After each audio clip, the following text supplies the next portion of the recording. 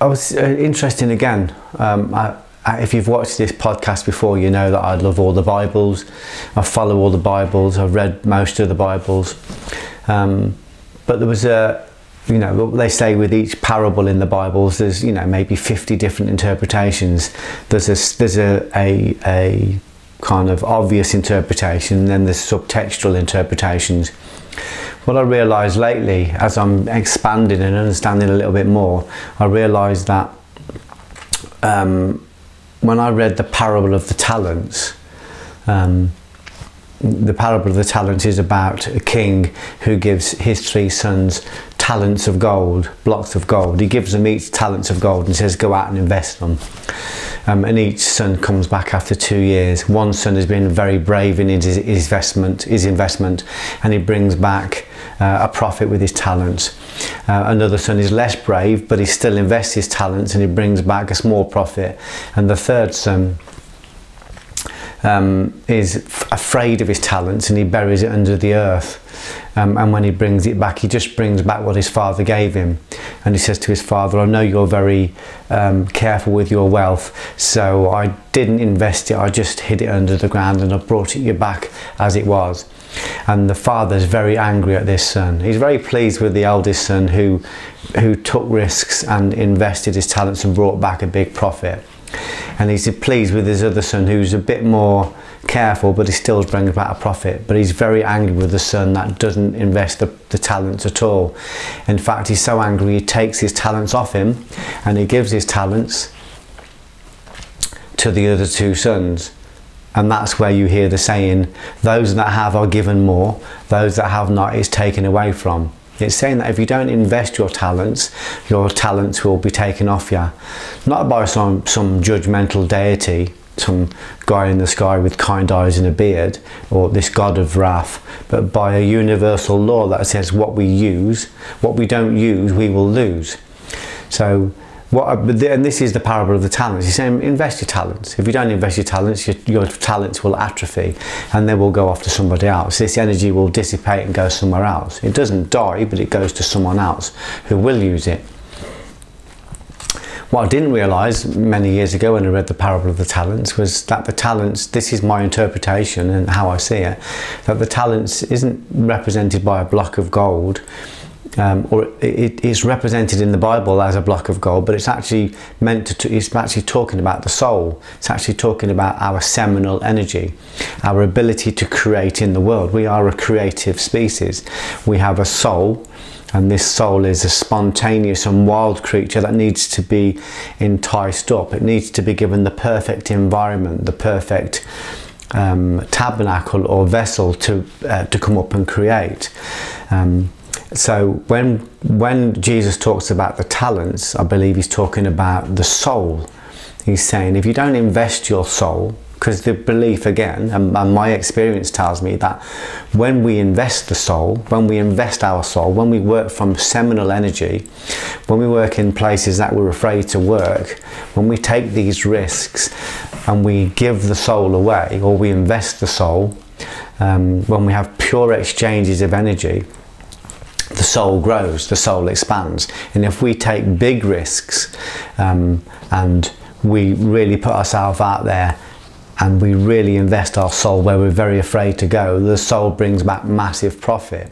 But if we do nothing with the soul and we shroud the soul with layers of conditioning or layers of fear or layers of doubt, then eventually the soul will withdraw and we walk around the world like the living dead or the walking dead, and that soul talent is dissipated and goes back into other people who are going to use it. In my life, I'm out there investing all the time. I'm prolific with my books, my films, my plays, because I continually invest my talents. But what I've realised over the last few years, well, even more recently, is that the talent is the soul. The talent is the seminal energy. The talent is the spirit that comes through and creates and manifests things. And we can create as many things as we want because this soul has an infinite capability. And obviously we have to build infrastructure, and we have to build information and knowledge, and it has to work through this body. but it's the soul that creates. It comes from that creative place, and the soul connects to the super soul, a bit like a plug plugging into the mains electric, and it's able to bring through this infinite amount of energy, and with this energy we can create in the world. I love that, but it's saying don't sit on your talents, don't bury your talents, don't wait for other people to give you permission to use your talents. Don't believe that a door is closed to you. Someone wrote to me today and said, I'd like to make a film, but I'm aware that it's like a closed shop, you just can't get in. That's not true. It's not a closed shop. There's no closed shops. If you're vibrating at the right frequency, if your energy and your intent is aligned, there are no closed doors. We're the ones that open the doors. We're the ones that close them. Nobody closes them, and nobody invites us in. We create that frequency with our intent. So we are the source of the creative energy. We are the tabernacle. The tabernacle is in the Bible, in the Old Testament, they call the tabernacle the portable essence, the portable vehicle for essence. And it's represented as a kind of a golden box, or as a box with a golden lining. And as the tabernacle comes outwards, each layer comes out, it gets simpler and simpler. So the outside of it would be like a simple wood, the inside would be gold. And that tabernacle holds essence, or holds soul. St. Paul in the New Testament says that we are the tabernacle. We are the portable vehicle for essence, and with the essence we can create. So the essence is our talents, and it's invaluable, and we shouldn't give it away just for money. If we give our talents away just for money, it'd be like swapping an original Picasso for a print. It doesn't mean that money can't be a part of the equation, but we don't give our talents away just for money. We exchange our talents in a pure exchange of energy. We exchange our talents where there's love. In other words, the work we do is we're working from a place of love. The relationships and the conversations we have, they come from a place of love.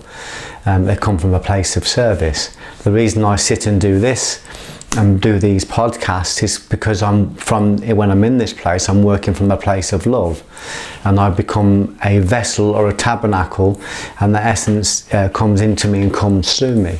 And you should see the effect of that all around me. The words should resonate if I'm aligned, because I'm investing soul, I'm investing talent. The only way for my soul to grow is for me to keep giving it away, but in the right places. If I bury it and I don't use it, then it's going to atrophy and it's going to withdraw, and then we're back to the Walking Dead again. People walking around asleep, believing what they hear in the newspapers, believing what they read what they hear in the news, believing what their friends at work tell them, believing in the intellect and the conditioning and all the false egos. So it's coming back to that thing about investment of the talents. Have a look at the New Testament and look at the parable of the talents. It's talking about the soul.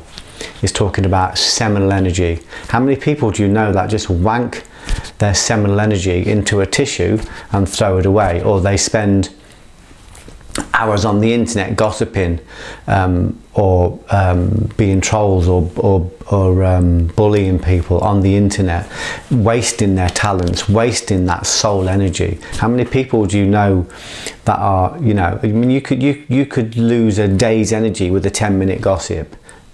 You could lose a week's energy just by being unkind to somebody, just by working from a place that's not love. So the idea is that we recognize that this is massively important energy. It's soul energy, and then we are very careful about what we think, what we say, what we do, and where we invest that. We don't just give it away willy-nilly. We invest it where there is a reciprocation. So if I've got a guy that doesn't want to hear this stuff, I don't talk to him about it.